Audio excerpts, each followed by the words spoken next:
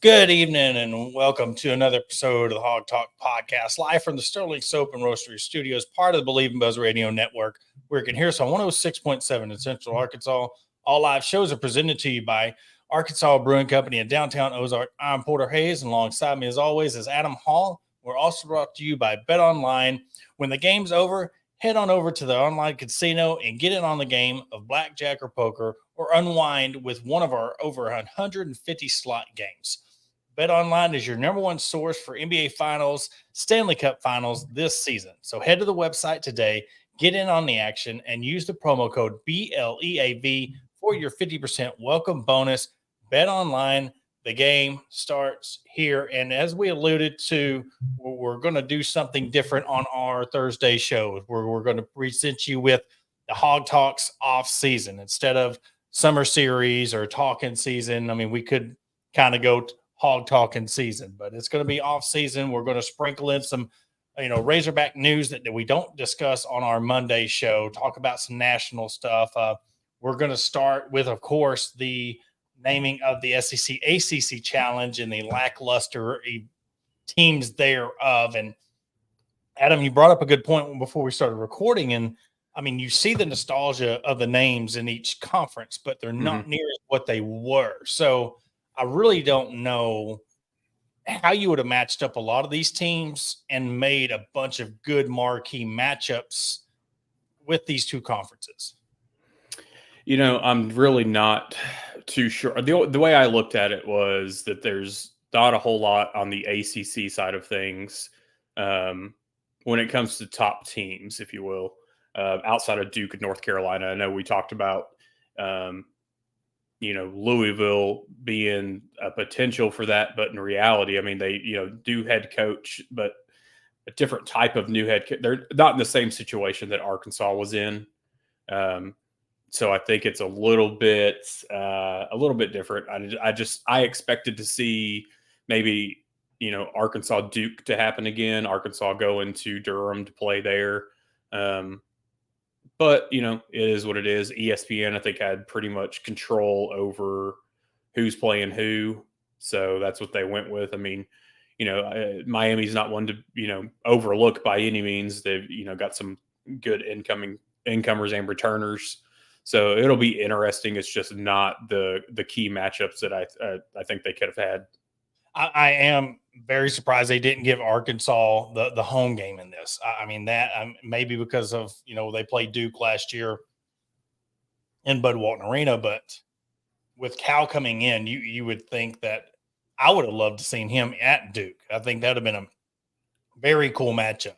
Very cool. I mean, for the Arkansas fans to get to go to Cameron Indoor. I mean, I know Bud Walton Arena is cream of the crop, one of the top arenas in the country, but there's nothing like Cameron Indoor. I mean, you can put that up there with Fog Allen Fieldhouse, Rupp Arena. I mean, just when you look at the top arenas in the country, and we're not going off fan experience, we're just talking about historical.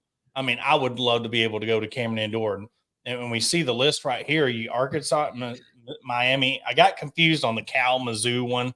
I don't know. I know you got FSU at LSU.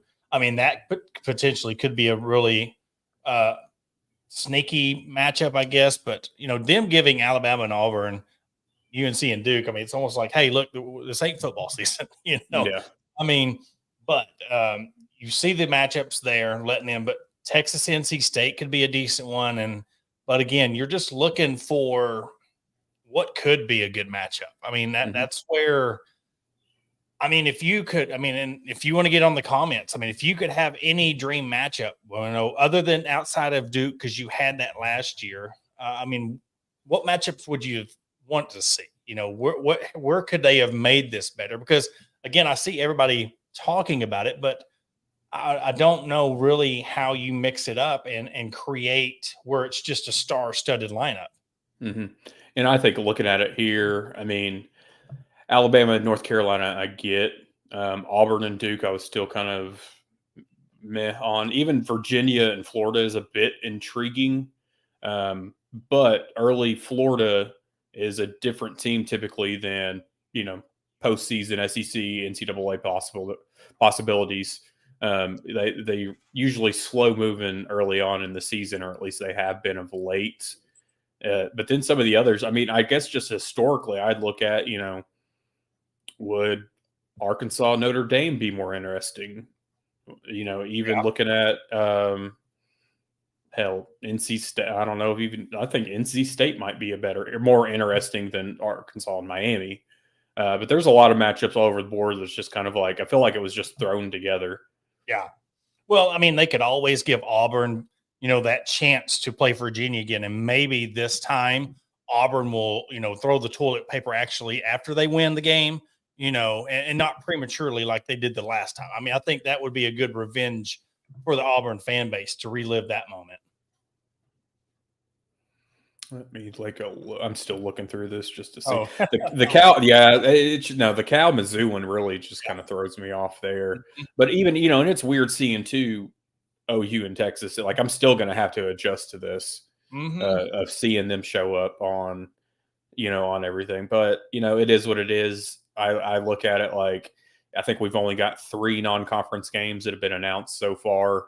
They could end up being decent when it comes down to the strength of schedule and all that when everything comes into play come tournament time. But I just think they whiffed cross sport. I haven't looked at any of the other conference matchups to see if how those play out. But I feel like they were focusing on other things when they made this. Yeah, and of course, again, when you look at the grand scheme of it, it's kind of hard to be like, okay, this is who we're going to match up. I mean, you're really trying to, and I'm trying to think, does it have the dates on there? I remember seeing something about. I've got them on my side. I don't know if my screen will share here. Let me see. It's in December, right? Yeah. So we play December 3rd on a Tuesday. And so December 3rd and December 4th are the games. So you think where that's at in football season? I mean, again, it's around conference championship game time, or I don't know again how this all plays in with the new 12-game format. But you're right there at the end of the season, football season. So you want to have this nice ACC SEC challenge, but it's going to be overshadowed. I mean, look, the Duke game last year was overshadowed by Bobby Petrino. So again, yes, it's nice. It's a talking point now, but when it comes down to it, if Arkansas is in a there you go. Yeah. So, and you have the women playing Boston College. So you're looking at December 3rd, and December 4th, the 4th and 5th for the women's. I mean, that's smack dab right there. I guess that on a Tuesday, Wednesday, Thursday for the women, it has something to buy time in between the football games. Yeah. But it's still going to be overshadowed by the talk of where these teams are going to be. And we know basketball doesn't really kick off till February, March anyway. So, yes, it would be nice to see a better matchup. And look, when it comes to Arkansas, we have this star-studded roster. Who else would want to play Arkansas right now? I mean, that's the thing. I mean, they're building their program, and they're a force to be reckoned with. And, I think there was a graphic that you'd put up about the top transfers classes or the ESPN. And it was the top, it was just the overall top 20 or 2024 class by ESPN. Yeah. So that was just your high school guys overall class. I was looking for Kentucky. I couldn't see them. I'm looking underneath my laptop. I couldn't find Kentucky on the list, and it's crazy. I thought they would be number 2 for sure. I mean, they had, just everybody. Pope come in, was the savior, and they were just going to just rock it with their transfer class. So, but you look at overall, they didn't even crack the top 25. So they can sit there and boast about who they got and always are in our mentions and stuff like that. But look, you didn't even put together a top 25, much less top 10. So good luck to them. The season, see what they come. But of course, Arkansas just raked in, and it helps when you do have the money situation, the money backing. But and something to look at too, I think, is they've solely relied on the transfer portal for the roster. And I think this is going to be the last year that we're going to see any super seniors, any coach, Mhm. which I know it's Yeah. a little bit more bigger of a deal when it comes to football because the guys that stick around longer. But, now we're looking at, you're going to have to go back to being able to rely on the high school recruiting class. It's no more relying on just the portal to get a potentially, fourth, fifth year senior. Because in basketball, there's not a whole lot of them when it comes down, not like in football. So you've got to be able to recruit in high school unless you're just going to truly live and die by, guys that haven't gone to the NBA for whatever reason at that point in their career.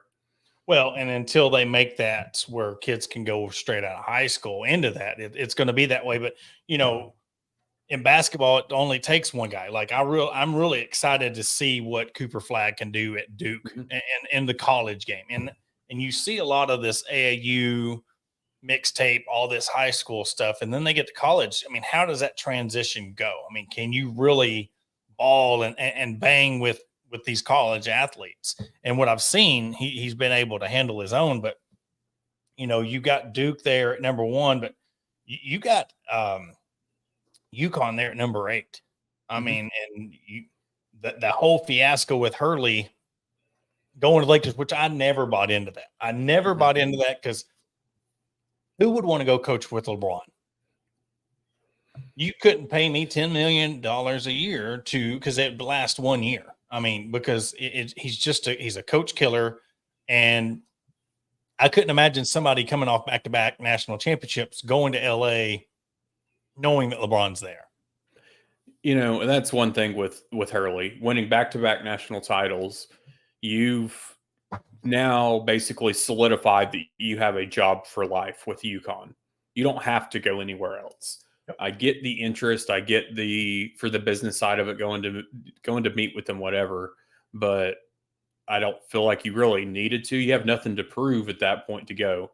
I think it's harder and harder this day and age to basically do what Brad Stevens did Yeah. and say go to an established program. Maybe they're having a down few years, but go to an established franchise like he did with Boston and win a title, this, that, and the other, and then decide, okay, I'm going to the front office. I'm done with coaching. I'm going behind the scenes. And while that's, honestly probably the best thing somebody could do, the smart thing somebody could do, it's just not as likely anymore. With that, also adding on to it, it's definitely not likely when you're going to go potentially looking at being a Lakers coach, and especially while LeBron James is on the team.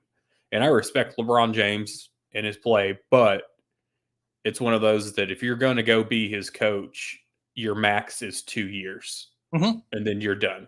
Yep. And then even if he only has 1 or 2 seasons left, then you're looking at a complete makeover after he leaves because he no longer has any say in anything. So you're probably going to overhaul your roster after that too, and you're just almost in a hard to win. You're in a hard to win situation. Yeah, because where's the trade value?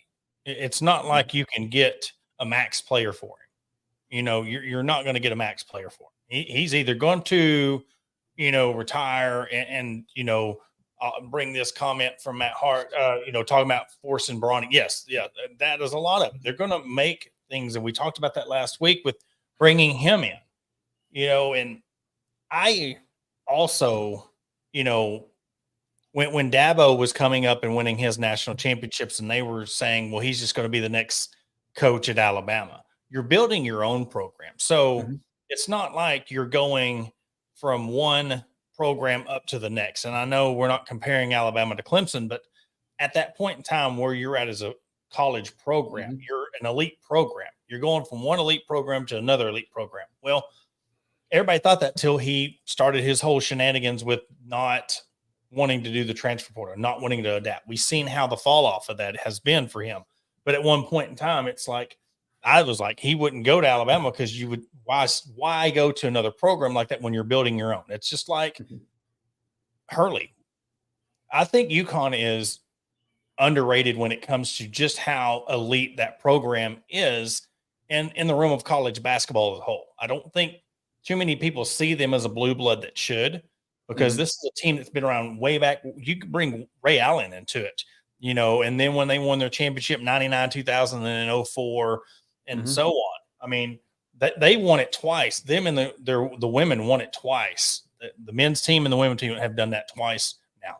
So, but it is a program that's one of the blue bloods. And I know a lot of people might argue with that, but you really can't argue with the fact of how many national championship they won. They've stayed relevant throughout, losing their legendary coach and still Mhm. with now Hurley. Yeah, that was one thing. I guess over the years, it just kind of.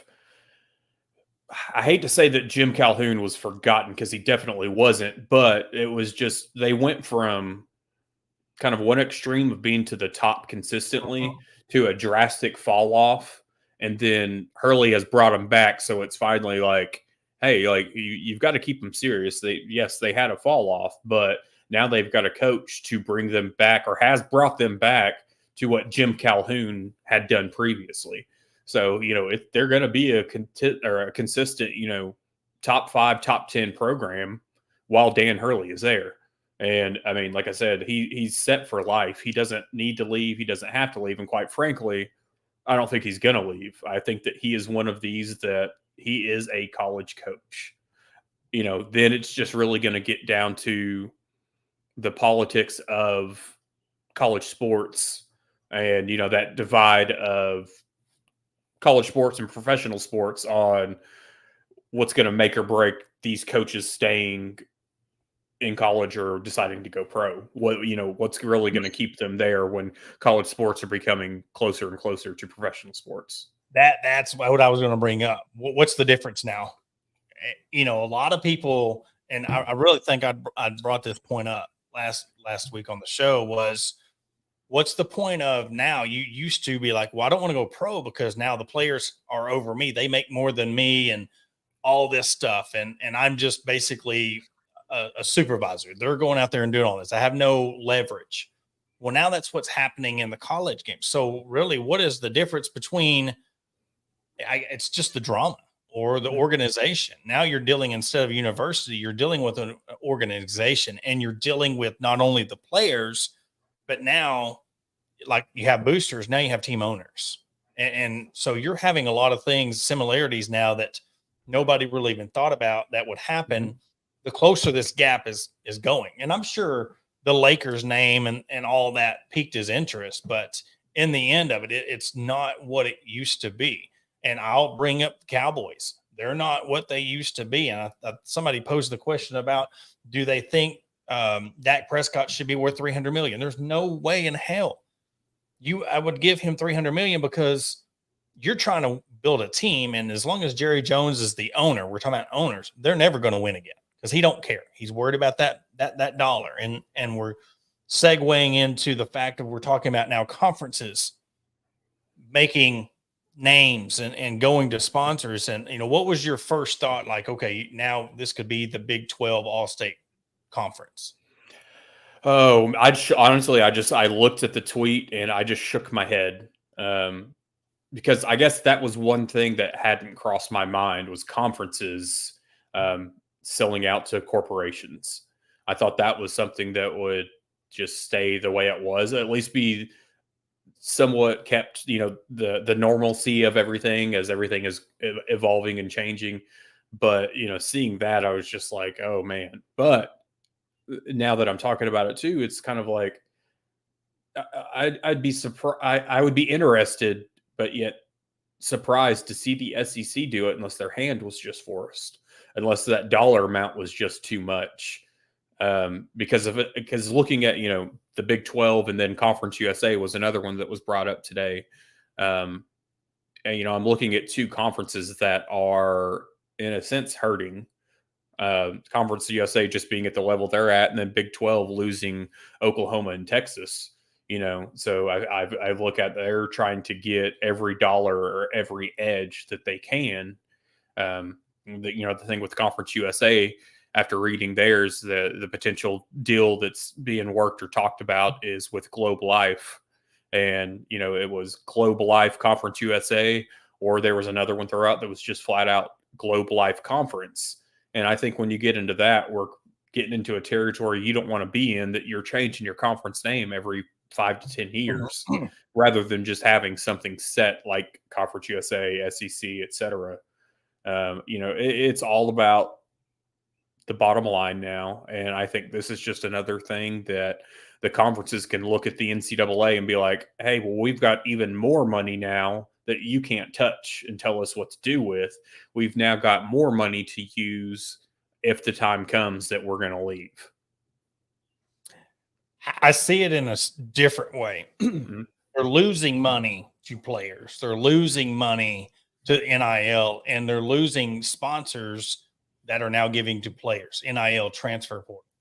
So, of course, where can we make money at? Where can we bring in this revenue? Because, look, you think, yeah, they're getting TV money and they're getting this, but the separate universities and stuff, how much money has the NCAA, how much money has the conference lost out on potential sponsors and potential deals now that they're having to give money to these players? So they're like, well, let's just name the stadium after whatever. If this is going to be how we're going to go with it, this is where we're at.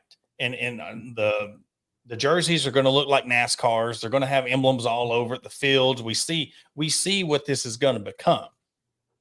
It's just the point of how much of it are you going to be okay with, and I wouldn't even say the integrity of the game, because I mean, look, let's be real. We are used to watching SEC football. It's the closest thing that you can see to pro football on a college level. So we're used to high level college football year. So the gap is a little different, but as long as it don't take away from the fan experience and the fandom, and there's still that passion, I would say, rooting for your team no matter what, and having those bowl games and those championships, I don't care what they do. And this isn't the integrity game, it's the fandom. Now, if it starts becoming like the NFL, I don't get into it like I do college. It's just a different style of game, different atmosphere. But it's a trickle down effect. It's a butterfly effect. We're like, we're going to do this now. Well, we need to make up for it. And that is everything. They're going to start finding every way they can make money, because now it's all pro. It's all hands on deck. Everybody can find a place to put a sticker on a jersey or a stadium or anything. But what it's going to get into is, where does it stop? Where does the sponsors, endorsements, and all this stuff stop to really keep it from just getting out of hand? Well, and one thing I was thinking about also, because I know the money that was being talked about with like the Big 12 was, I'm looking to see. Okay. So they're looking at potentially $30 to $50 million annually for the entire conference. And, you got to, compare that to a stadium or an arena, so I think we could realistically say, like, renaming Razorback Stadium is going to be $5 to $7 million annually. And then, so that was supposed to be done by now. Well, according to some, it was a done deal. I missed that. But okay, I'm just looking at the 40 to 50 million annually, and I'm just like, is that enough, or is it going to be so much more?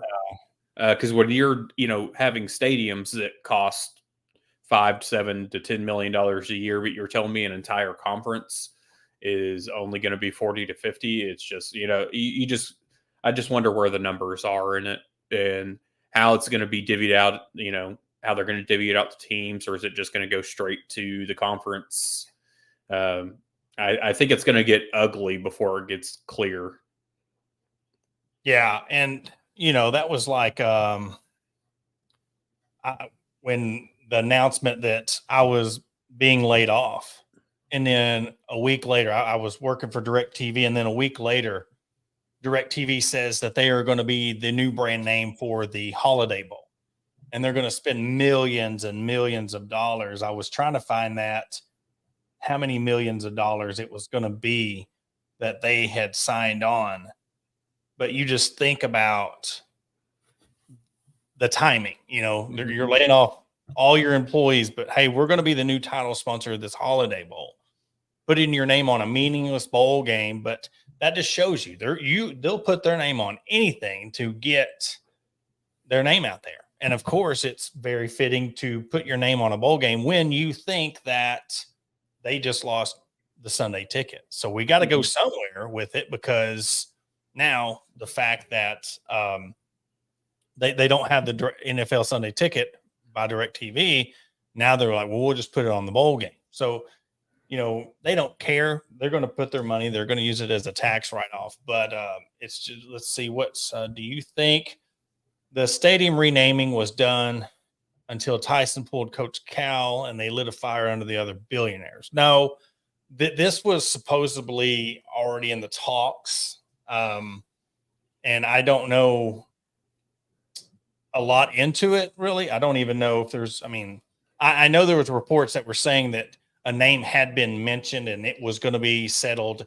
and that was quickly diffused because there was people that were interested that were being asked, hey, look, what's going on here? So there's been no update since then. So we don't know. And now that, of course, this Tyson stuff, that could have been hold on. It could have been Tyson, another stadium named after Tyson. And then they're like, well, now this all come on. So we don't know. We're not on the inside like that, but I don't think that the stadium renaming, they had already accepted that the end of it, it's not going to be Don W. Reynolds Stadium, right? Yeah. It's going to be something. Yeah. Like so the Don W. Reynolds naming right is coming to an end. I think it's 2025. Yeah. And so it was just brought up last year at some point on, well, we're coming up on it. So who's it going to be? Who's it? So then all that talk started, and then somebody came out and said, oh, well, it's a done deal. It'll be announced soon. And then Yurachek quickly said, no, it's not. So, there's still that chance that it's still going to be Don W. Reynolds. But the correlation with Calipari and that, no, there's nothing. I don't think anything there. This has been something that's been ongoing well before we knew Musselman was just going to hightail it to Southern Cal. So it's just one of those. I think that something like that is going to be held pretty close until the announcement time. I don't think that they're going to, especially with that coming out, especially with that. That story coming out and quickly being diffused, they're going to be tight-lipped now. Oh yeah. And I think it's going to be something that I see the name Don W. Reynolds coming off before another one is announced, just to not take away from what it currently is Don W. Reynolds Razorback Stadium. But that's something that I still think it's going to be something related or from the state of Arkansas. Whatever it may be. Who knows whether it's going to be Stevens, JB Hunt, whatever. Who knows? Well, we're going to take a quick commercial break. When we come back, we'll continue on the conversation of, just what would be your thoughts of stadium? What will be some funny ones? What will be, if you could think of the worst imaginable name that Arkansas could put on their football stadium, what would you go for? And we'll talk about that after the break. Attention DIYers and home improvement enthusiasts. Are you searching for the right tools and the supplies to tackle your next project? Look no further than Mentor's Hardware Store. With locations in Ozark, Alma, and Clarksville, our vast selection of hardware and building materials is sure to have everything you need. Whether you're fixing a leaky faucet or building a new deck, most of our knowledgeable staff is always on hand to offer expert advice and guidance. And with our competitive prices and convenient online ordering, Mentor's Hardware Store is your one-stop shop for all your DIY needs. Visit us today and let's build something amazing together. Are you in need of legal representation? Look no further than the law offices of Robertson, Beasley, Shipley, and Robinson. As the oldest law firm in the River Valley, we have been serving our clients for over 100 years, with locations in Ozark, Fort Smith, and Smyrna. Our experienced team of attorneys provide expert guidance and advocacy in a wide range of legal areas, including personal injury, family law, criminal defense, and more. Trust in our history and experience to the results you deserve. Contact the law office of Robertson, Beasley, Shipley, and Robinson today at 479-782-8813. That's 479-782-8813. Are you looking for a place to grab a cold drink and some delicious food? Look no further than Arkansas Brewing Company. Located at 201 South First Street in beautiful downtown Ozark, our establishment offers a wide selection of craft beers and tasty eats. But what sets us apart is our welcoming atmosphere and friendly staff. At Arkansas Brewing Company, you'll always feel like part of the family. So visit Destiny and Christopher Brockett and staff today and see for yourself what makes us the go-to spot for locals and visitors alike. Arkansas Brewing Company, come for the drinks and stay for the friends. Searching for premium brewery products that will take your daily routine to the next level? Look no further than Sterling Soap Company. Our handmade soaps, aftershaves, and balms are made with only the finest ingredients that give you the ultimate grooming experience. With a variety of scents to choose from, there's something for everyone. Plus, our products are crafted in small batches to ensure the highest level of quality. So why wait? Visit www.sterlingsoap.com or visit our retail store at 16 West Walnut Street in Paris, Arkansas. Shop our collection and discover the difference for yourself. Upgrade your grooming routine with Sterling Soap Company. And I want to welcome you back to the segment 2 of the Hawg Talk podcast. And we were talking before the break of stadium names. And, Adam, just with the, I guess, I know Bobby Petrino coming in and kind of reviving the program, but with the way the program's been going, what logo would you put on the field? I mean, if you could choose any, because we were talking about logos, we didn't even remember beforehand. Now they can do corporate logos. Mm-hmm. So, now that they could have had something in hand, now there's a corporate logo in on all this. So, what do you think? What would you put on the football field? Well, let's see. So I think that you're not going to see Tyson necessarily. I think that's going to be tied to basketball. Yeah. I would have to go, probably with a JB Hunt. We've already got the Walmart logos in the stadium posted. So I would go with a JB Hunt or somebody potentially smaller. Not to poke fun or anything, maybe, a motorcycle insurance company. It's just a joke, but, I for some reason, I guess the field, you say you don't see it being as prominent, but you see the field more than you'll see anything.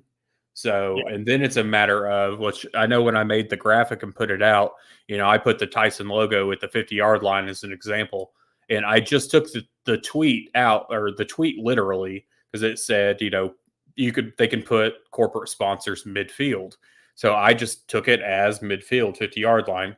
I don't think they're going to take away the Razorback from the 50-yard line. If anything, I think you're going to see one sponsor logo, two different spots around the 25, 30-yard line, kind of opposite of where the SEC logos are. So I think essentially you're going to see 4-5 logos if you include the Razorback logo in the middle of the field. 2 SEC, 2 sponsor, 1 Razorback. I think they should go with that right there. There you go. Let's go Equate brand. Let's go off-brand Equate. Put it right there on the middle of the field. Then if you get bowl eligible, you can. It's kind of like Hunter Yurchek's how he does his contracts. You get paid for performance. So, you start off with your lower level Equate brand in the middle of the field. Then if you get bowl eligible, then you can work your way up to a level 2 prospect. But, it's one of them things that John Neighbors had put that out there. What would be the funniest one? I mean, I immediately went to Equate. Mm-hmm. A lot of people were doing Dollar General because, hey, you never know. They're popping all over Arkansas. So, I mean, it's either going to be, you're talking about things that are just all over Arkansas. It's either going to be an Access Medical or a Dollar General. So, I mean, give or take, one of those would be big names. Yeah, if you want to stay on that, off-brand and Walmart too, you have a lot of selection early. You got Equate, you got Great Value. Yeah. If you want to keep it on the food side of things, of course, hey, that could still work in Tyson's favor because I'm sure they supply a lot of that chicken that goes to the Great Value brand. So, just keep it all in-house. But, you could get little more jokes going along with it and start doing Charmin brand and other toilet paper brands, if you will. But you hope for a change. I just we know what's coming. I know that they just agreed on the fields at this point, but you know it's coming to a uniform near you, and Oh yeah. and I'll say this, and this is not a knock against any of Arkansas's uniforms, even though, like it or not, the Apex uniforms from the early '90s were the worst uniforms to ever grace the Arkansas football field. Those are atrocious, but it'll be crazy to see a team like Alabama, a team like Penn State, even Notre Dame mixes theirs up, but there's still those pretty set teams like those that'll have to slap a logo on those type of jerseys. Those the ones that have been around for 50, 60, 70 years and never changed. I thought it was funny because when the Lakers first started doing that, and LeBron was on the Lakers, they were by Wish. So everybody was calling that, when you get your GOAT off of Wish, because it was on his jersey, he was wearing 23. The perfect joke when you're talking about the logos and having brands on those jerseys. But yeah, it's coming. It's going to look like soccer jerseys, and that's fine. It's going to be one of them things. We're seeing it with the NIL. Everybody's got doing their own brand, their own logos now with the players. So, and to bring back your point about the Apex jerseys, if they would have had the Hawg maybe shoulder going left and right as opposed to like the front facing slobber and hog kind of deal, but that just made it look even worse. Just the size of the font compared to how it was hanging over the shoulder pads, it was just, unreal. And then you had Jefferson Pilot Sports where you're watching this atrocious jersey on. 11 o'clock in the morning on the AstroTurf and War Memorial Stadium. So, we are definitely going to see it everywhere. And I think that's going to be one of the talking points of when is people going to get tired of seeing a logo on everything. And we do see that. You go to a basketball game now, in between timeouts and halftimes and stuff, there's logos and commercials going. I think Whataburger does a lot of things. And another one was, Petty Jean. You're looking at all the brands that really help out and are big with Arkansas Razorback sports now. I think West Rock Coffee, Core Brewing, and stuff like that. So yeah, it'd be interesting. One of those steps up and wants to be on the field. Yeah, it's just it's one of those that you would like it to be something smaller like that, because I think too that have it like you're saying, with a Core or Petty Jean. Petty Jean, I could really see, but you would like to see one of those. I don't want to say none of the bigger companies are true homegrown, because they really are. But those ones that have just like, you can't think of Arkansas football, number one, listening to any game on the radio stations, but, then going back to Jefferson Pilot and then your local ads that would play during the games. And there's always Petty Jean meat commercials. And, that just kind of, takes you back. But it's one of those that we have to get used to. And honestly, even watching, because I do watch a lot of NBA and all professional sports, but you kind of, I guess I ignore it a lot of times. If anything, with the NBA, they just need to stop with all the different variations of uniforms. Oh yeah. Have your road, have your home, maybe have an alternate or a throwback and be done with it. But now we've got all these City Connect jerseys, especially in Major League. Horrible. Or city editions or what they're called in the NBA, but and it's about to change too in this coming season in the NFL, because now teams can have alternate helmets that we're already starting to see. So, I saw the Minnesota Vikings released an all-white alternate that they'll wear with an all-white helmet. And it was just weird to see, it's the first time ever, I think, that the Vikings won't wear a purple helmet. Or maybe they wore white way back when, but it's just weird to see, because these teams now they're allowed to have alternate helmets, so they don't have to stick with what they currently have just with stickers ripped off. So you're going to start seeing kind of the college game element when it comes to uniforms come to the NFL with your alternates, your different helmets. Now nobody's going to be as bastardized as Oregon is, but you're going to start seeing some weird things out there.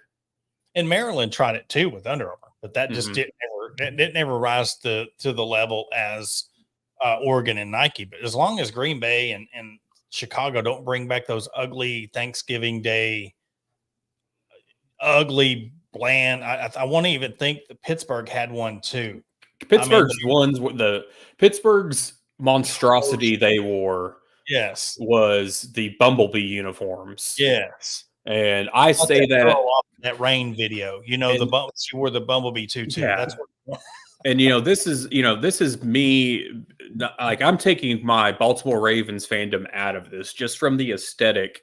That Pittsburgh's uniform was god awful. I'm glad the NFL stopped doing the color rush games where teams wear their home color, solid uniform and helmet. Because I think there was one game, I believe it was like the Jets and the Bills or something. But you had two teams with the colorblind people couldn't tell who was who. Yeah, it was because they just showed up as gray. Oh yeah, those Green Bay ones. Yeah, see, and those ones because they couldn't change the helmets, they just ripped off the Green Bay logo. I'll stop doing that. So you mess up your screen. You're fine.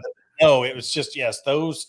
And I want to say Chicago did it and Detroit even did it. I think it was part of that Thanksgiving, how they do theirs. I mean, jerseys. This was back in the 90s or whatever, early 2000s or something. But yeah, we've seen our fair share of ugly uniforms and the pros, the Pistons back in the mid 90s when those were amazing. The teal, those were Grant Hill days. Those bring those back. I'm sorry.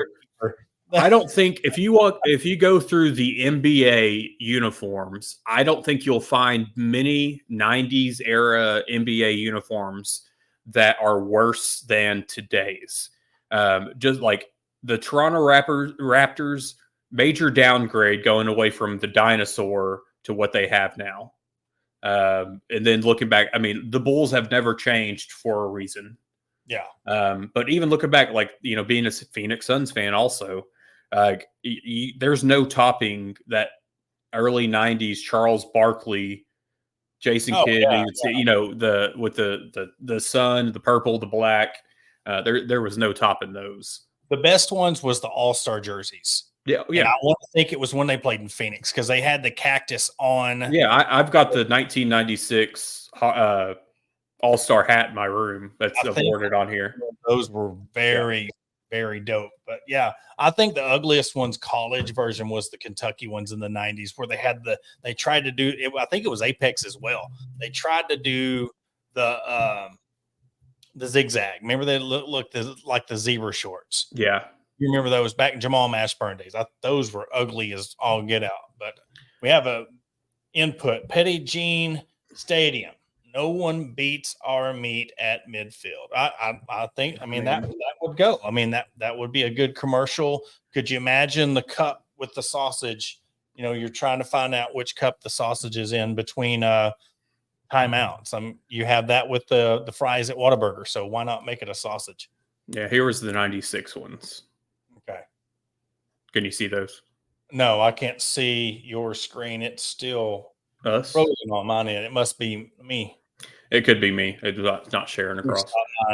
I think it's because I was sharing my side of it. But technical difficult. We're trying to do too much right now, I feel like. Yeah, that's all right. I mean, it's our first off-season show. It's one of them things, like I said,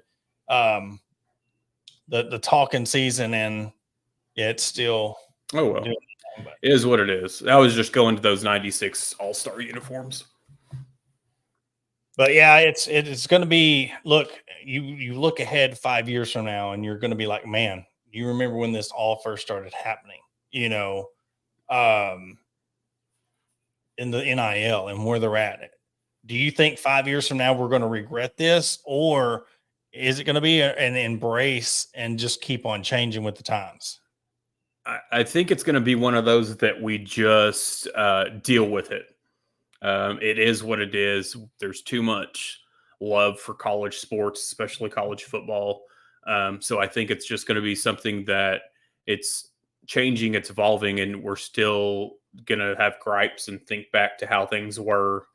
I looked at, hey, the first order on the docket should have been how do we wrangle in the NIL by capping it, by putting it? But no, instead of addressing that, we're going to find other ways for the NCAA, the conferences, and the schools to have more of a say when it comes to money, rather than the players, get it. Rather than capping that, let's find other ways that we can line our pockets. And so if anything, from, like I've said, around 2030 range, I think that we're looking at, your 4 super conferences, and we're really going to be at when are they going to break apart? So it's not going to be anything that we recognize from the past 10, 15 years. I think what it's going to be like a minor league, and you're talking about breaking away, and I wouldn't even be surprised if the NFL just takes it over. Like you're going to be a subsidiary of the NFL now. You don't want to deal with the NCAA. You want to deal with somebody that actually has a commissioner. We can set these rules. We can set the caps, and we do everything like they did try to do with the G League, like they do with the minor league in baseball. I think this could end up being a trial and error way to potentially bridge it into a minor league football system. Mm-hmm. I mean, they do it with semi-pro, and you see all these leagues, and you've seen the XFL and everything that they've tried. I wouldn't be surprised if that happens, because again, you're getting into the money. What's going to generate money? And then what if they split it up? What if they played pro and college in a more different time? Could you imagine football in the spring? You think about it. Look at the NFL and how they market, how they program their year. They take up between the free agencies and the NFL draft and the combine and Super Bowl.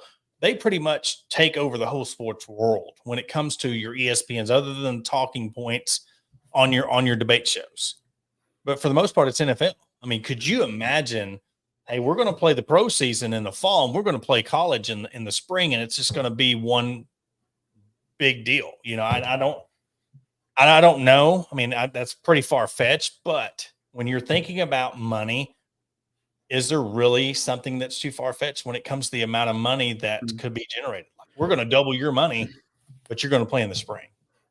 Yeah, and something I've thought of, and you actually just sparked this thought that I had, was not football necessarily, but so with basketball, the 1 year rule out of high school before you can go to the NBA.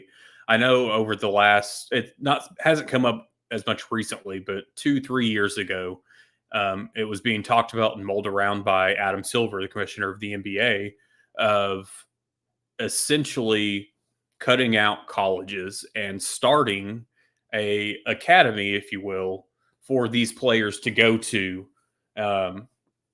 And it was going to supposedly start around that 15, 16 age, and then go up to your college age, to prepare them to come into the NBA, but to where they don't have to worry about going to college. They don't have to worry about finding somewhere to play for a year after high school.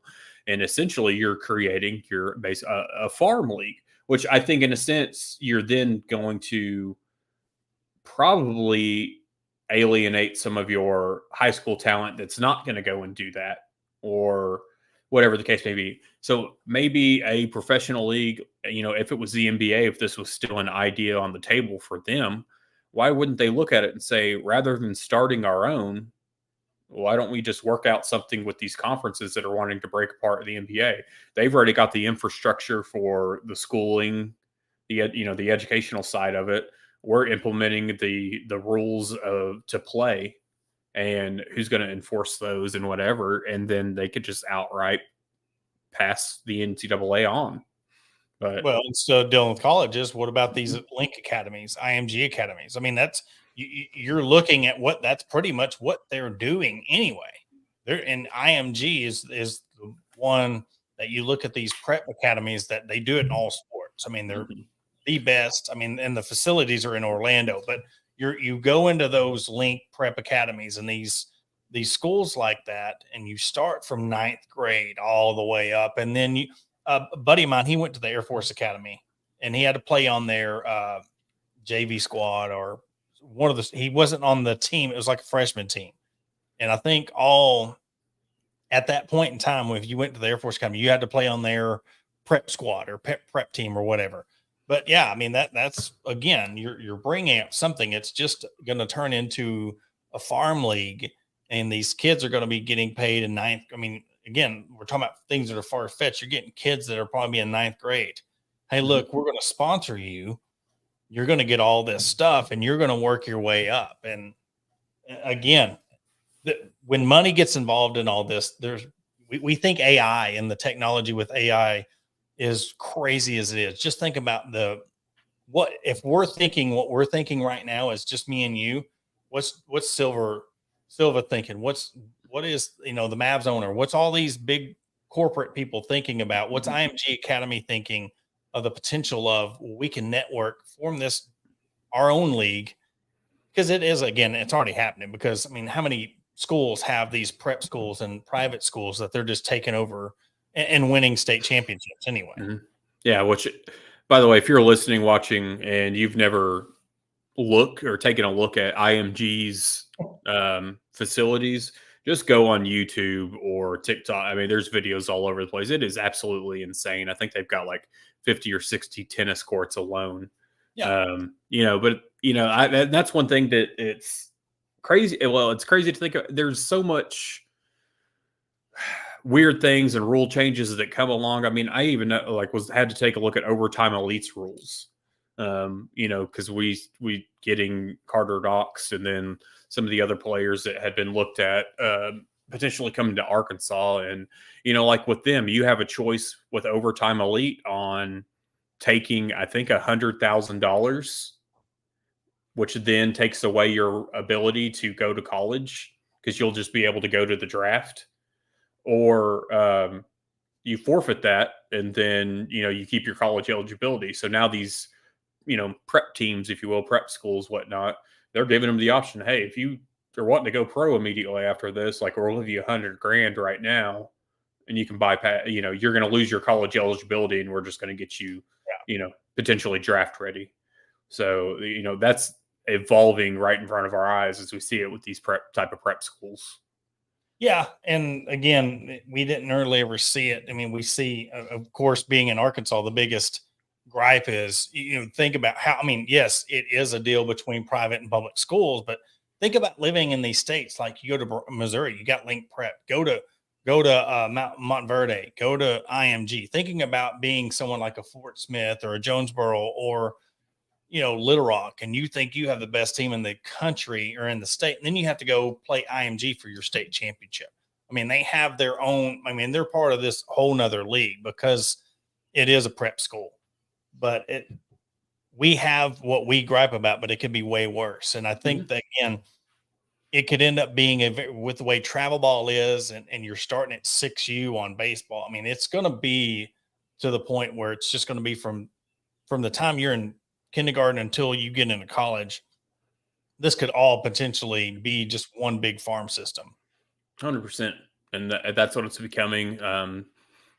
Whether it's, you got to question too where this is starting, because I think it's a little bit different back from when, obviously it's different from like when we were growing up. You just went out and got signed up for church league ball or boys club ball, and that was the end of it. And then you might have a player here, a teammate there that also played on a travel team. But then now it's, if you want any chance at going to the next level, going to college, it's like, you've got to be on a travel team. You've got to be on these different circuits, or you can't go solely alone on just, going to play for your school. You've got to do these other things. And I was watching a podcast, and I forget which one it was the other day. But they were talking about a lot of these guys on these travel ball circuits, mainly basketball. They were talking about, I think it was a Pat Bev podcast, Patrick Beverly, and they were talking about these players that, they're starting to kind of like team up when they get to college or go to college together because they play travel ball together.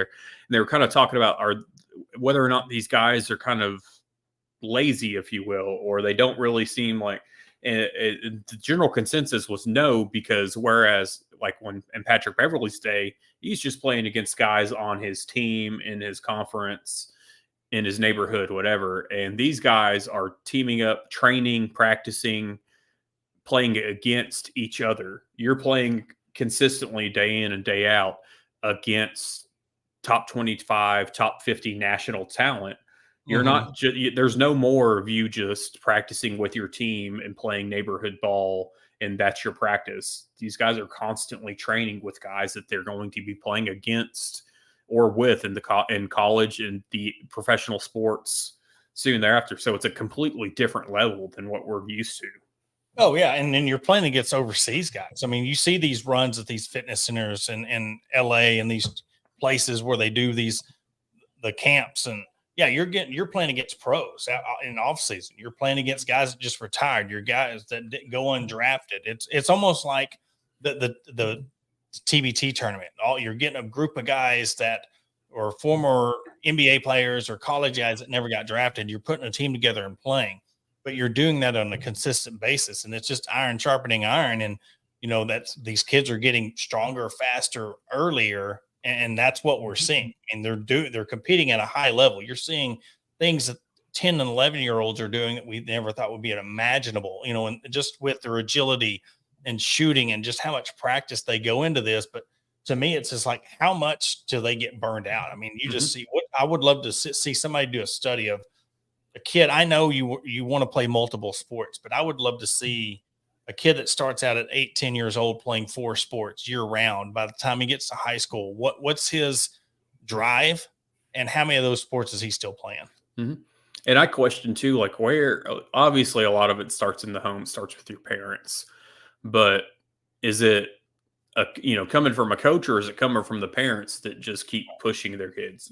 And are we doing it because we see the potential there, or are we living vicariously through the kids? And it's kind of, there's a lot of kids you see, it's just natural ability, but then again, it's who's pushing them when they see that. But I think a lot of it too is a lot of the social aspect of it. Mm-hmm. Well, my kids are doing this. Your friends are doing this. This is what, our friends' kids are doing. So it's a big social thing where we're on the same team and we're going to these tournaments, spending thousands and thousands of dollars over a course of a summer. I mean, there's a lot that goes into it, and none of it's wrong. You do what you want to with your child. Mm-hmm. It's there, but that is another aspect of it. Well, I don't want him to be left behind. He wants to play ball, or he might want to play when he's in 7th grade. So the fear of, well, he's not playing his 4th and 5th grade year, but he wants to start playing his 6th grade year. Well, he has to play because I don't want him falling behind. And you see all these other kids, but that's just a big aspect of it. Mm-hmm. Well, and it's completely like changed and evolved too. I mean, I remember back when I was in junior high school, in high school especially, it was just kind of, you still had your players that played multiple sports, but you had your coaches being like, yeah, I really don't like that. Or you'd go to your second sport, and then you were behind everybody else. Cause I know, especially like when the football guys came over, we only had a couple that came over from, to the basketball team, but they were behind, they were in different shape than they need to be in for basketball season. So in some respects you're put at a disadvantage, in others you weren't. Cody Burns was one of those players that went on to play at Auburn, football at Auburn. He would just come over from football, and he didn't need to wait around, or there was just people like just that natural. But now I feel like you're getting to a point that you've got to pick one sport, and that's it. There's no more. You can't do more than one, and it's even getting harder and harder, I think, for the kids that were in band and played a sport. It's kind of like, hey, if you're playing the sport, we're not doing the band thing. You don't have time for it, and I don't know if that's 100% as. No, you're right. Yeah. You're 100% right, because you think about it. Like my 2 boys, they play football. They're going in 9th grade, and they have 3 practices a week during the summer, 8 to 9:30. When I was at school, you had an open weight room. You went in and you had to go so many times throughout the summer, and then basketball, the gym was just open. Mm-hmm. You had team camps here and there, but it's nothing like what it used to be. But yeah, you're exactly right. I could just imagine if you're trying to play travel. I know my niece, she played volleyball, and there was a girl that was playing basketball, softball, and volleyball, and they were trying to do all of that in one weekend, and she had to give up softball. But still, she would play volleyball, or she would play basketball on a Saturday and play volleyball on a Sunday in 2 different tournaments. I mean, it was just insane. And these are 8th and 9th graders. You know, it's crazy what they do. So, you know, it's one of those that you question at times the stress, I guess, that these kids and these athletes are under when it comes to making these decisions. Well, that's going to do it for this episode, our first episode of off season. We're going to do a lot more of these national topics, just topics of normal everyday stuff going on. We'll leave our Monday episode to the latest news previews. We're going to really start having people from other teams come on, other entities, media outlets. And then on Thursdays, we're going to kind of mix it up and do some fun things, try to have some fun with it, and maybe bring in some of the people who do, go around Arkansas and travel and look at different places. If you're off season, where's the spots to go travel? Where's the best place to go eat? So we're going to be doing those type of things.